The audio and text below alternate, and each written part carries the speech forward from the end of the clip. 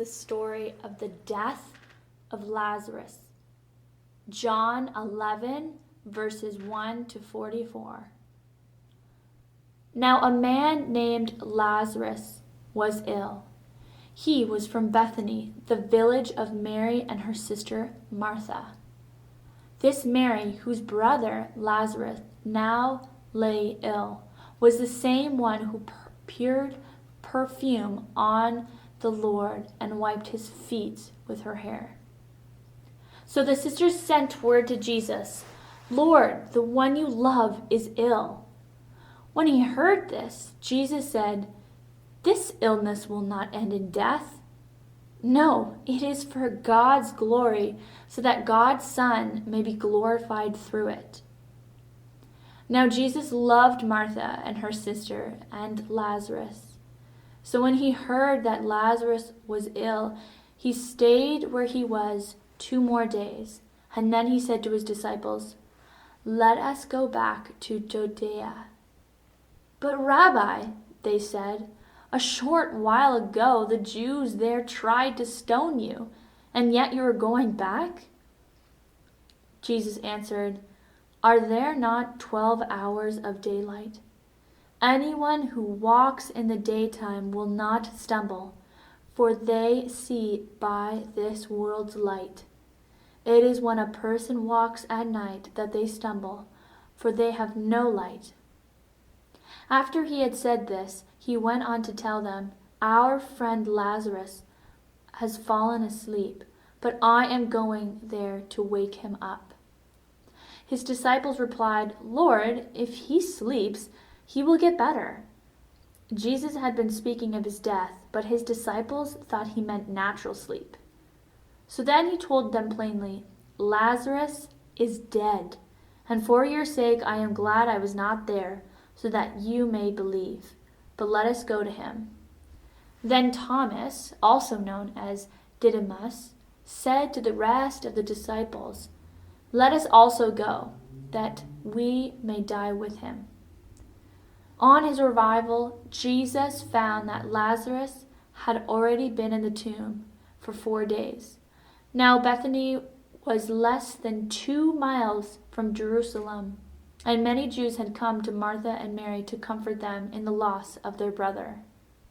When Mary heard that Jesus was coming, she went out to meet him, but Mary stayed at home. "Lord," Martha said to Jesus, "if you had been here, my brother would not have died.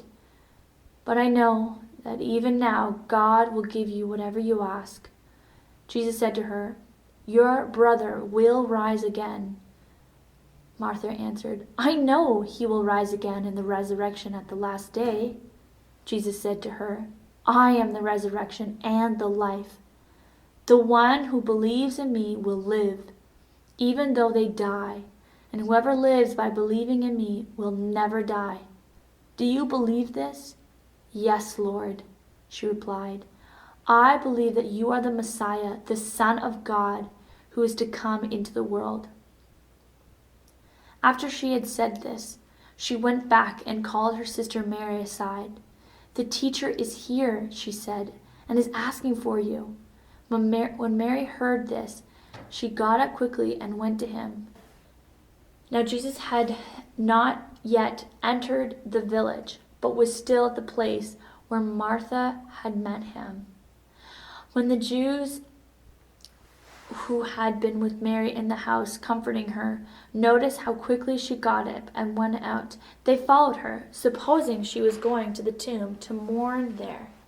When Mary reached the place where Jesus was and saw him, she fell at his feet and said, "Lord, if you had been here, my brother would not have died." When Jesus saw her weeping, and the Jews who had come along with her also weeping, he was deeply moved in the spirit and troubled. "Where have you laid him?" he asked. "Come and see, Lord," they replied. Jesus wept. Then the Jews said, "See how he loved him?" But some of them said, "Could not he who opened the eyes of the blind man have kept this man from dying?" Jesus, once more deeply moved, came to the tomb. It was a cave with a stone laid across the entrance. "Take away the stone," he said. "But Lord," said Martha, the sister of the dead man, "by this time there's a bad odor, for he has been there for 4 days." Then Jesus said, "Did I not tell you that if you believe, you will see the glory of God?"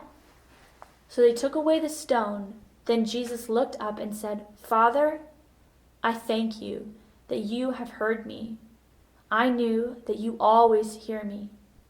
But I said this for the benefit of the people standing here, that they may believe that you sent me."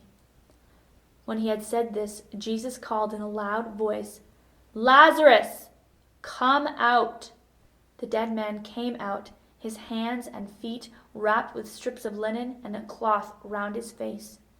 Jesus said to them, "Take off the grave clothes and let him go."